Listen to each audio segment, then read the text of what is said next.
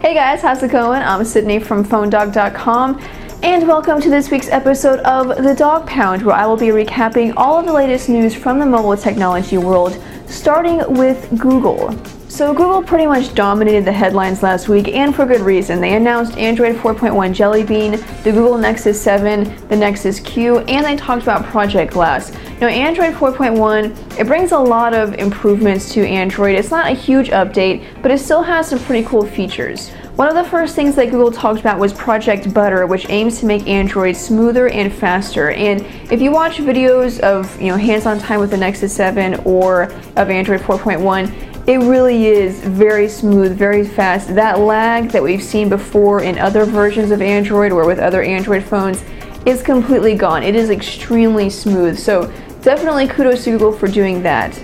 There's also some improvements to the camera and the notification panel. So now similar items are grouped together, but you can expand them to see more details about that notification, or if it's something like a message or an email, you'll be able to see the first few sentences of the message, and you can even interact with the notification. So if it was a missed call, you can select it and either call the person back or send them a message all right there from the notification panel. Google also made some improvements to its voice function, and they added a new feature called Google Now. So all you have to do is tap the home button and then drag up, and Google Now will bring up cards with information based on things that you have done recently with your phone.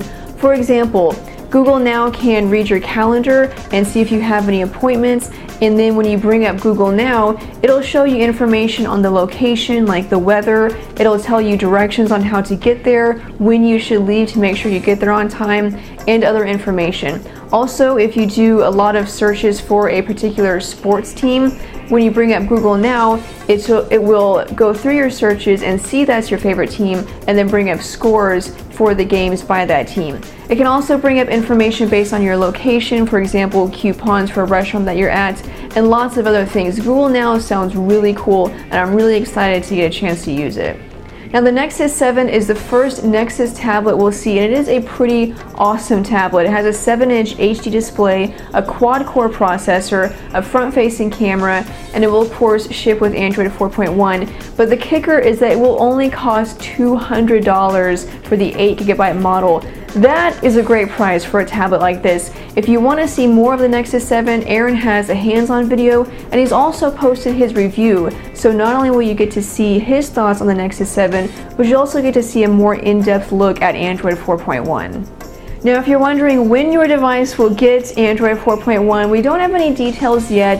Samsung and HTC have both made comments saying that they're looking at their devices and they're planning a schedule for release to see which ones can handle it and when they'll be putting those out. We will definitely let you know whenever we get more details on when specific devices will be getting the update. However, we do know that the Galaxy Nexus and the Nexus S will both be getting Android 4.1. Samsung has confirmed that. So that's just a quick recap of Android 4.1, but be sure and check out PhoneDog.com for an even more detailed look at it, and let me know what you think of Jelly Bean in the comments. Are you excited? Is there a new feature that's your favorite feature? What do you think of Google Now? Leave your comments in the comment section below. So now let's move on from some really good news to some really bad news. Apple has won a preliminary injunction against the Samsung Galaxy Nexus in the US. This is based on one patent that has to do with multi-source searching, which is basically like Siri, where you can search through multiple areas and multiple sources from one interface. Now, Samsung has since appealed this ruling. We're not sure what's going to happen or what this could mean for Samsung's entire case, but we will definitely keep you guys updated as we hear more reports on this ongoing legal battle. If you're on T-Mobile and you have been anxiously awaiting the arrival of the Galaxy Note, then you may have to wait a little bit longer. We originally thought that it would be launching on July 11th, but recently some documents were leaked to T-Mo News that show that it could be delayed until August 8th, which is a little more than a month away. So it's a little bit longer to wait, but at least we have a release date and we know that it is coming. So keep on PhoneDog. We'll let you know if anything changes with that. Now, one phone that you don't have to wait very long for is the HTC Droid Incredible 4G LTE. We finally have a release date, July 5th, which is in just a couple of days. It'll be hitting Verizon for $149 on contract, which is actually a pretty good price for a phone like this. The Incredible 4G LTE will have a 4-inch Super LCD display, a dual-core Snapdragon S4 processor, and of course 4G LTE connectivity. Not a bad price, $149 for all of that. So again, July 5th, head to your Verizon stores to check that one out. Okay, so here's some more bad news, but only for you BlackBerry fans or anyone who is looking forward to BlackBerry 10. RIM recently released its quarterly figures, and among all of the news, they let us know that BlackBerry 10 devices have been delayed until the first quarter of 2013. We originally heard that these BlackBerry 10 devices will be coming by the end of 2012, but now we know that we're going to have to wait a couple of more months for those phones. This is definitely disappointing. It's just that much longer that we have to wait, that much longer that RIM is going to be struggling, and who knows what the market will be like. Will these devices still be able to compete?